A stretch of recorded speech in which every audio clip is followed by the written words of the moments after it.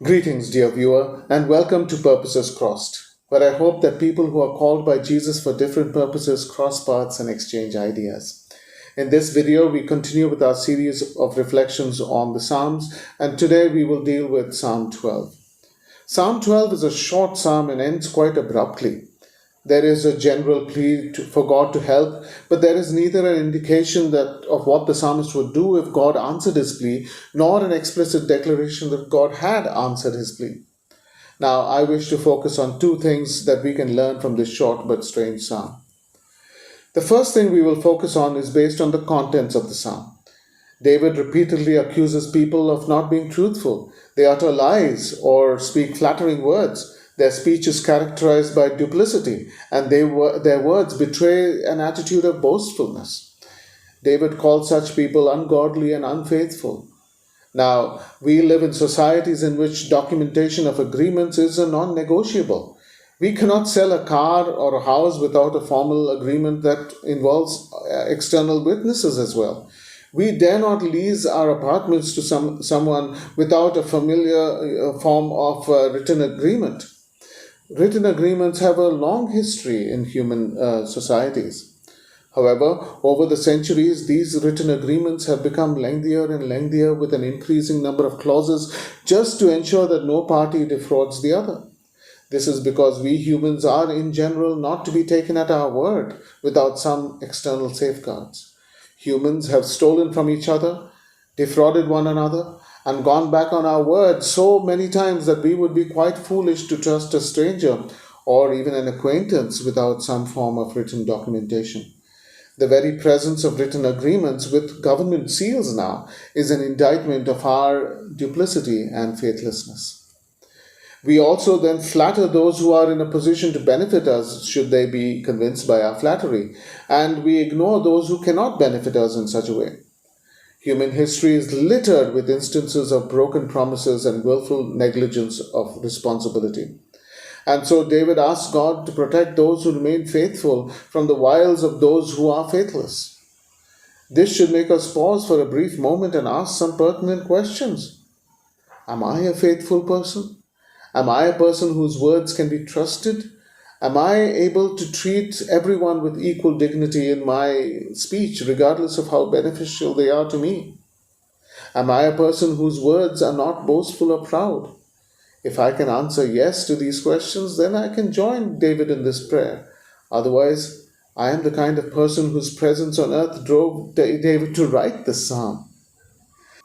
The second thing that I would like to focus on is that abrupt ending and what we can learn from it. As mentioned earlier, David does not thank God for hearing his plea, nor does he promise God anything should God come through for him. In the psalm, David's pleas are unanswered, but we can see that having a relationship with God means not twisting his arm. Very often, our prayers are just spiritualized acts of bargaining with God. We face some difficulty in life and we ask God to take it away and protect us through it while promising to do this, that, or the other for Him, as though He needed our puerile, pathetic promises. We have bought into an unhealthy idea of symbiosis between God and us, similar to what the people of the ancient Middle East had. According to them, the gods had made humans to be their slaves, and when we served them well, they blessed us. Such notions of a relationship between gods and humans is unfortunately quite alive and well today. David, however, ends the psalm abruptly. He does not have a thanksgiving, probably because he was still facing the difficult situation that inspired him to write this psalm. Hence, a thanksgiving which would normally be offered to God once God had come through for him would have been out of place here. But he also ends without making a vow or promise, and there are two reasons for this.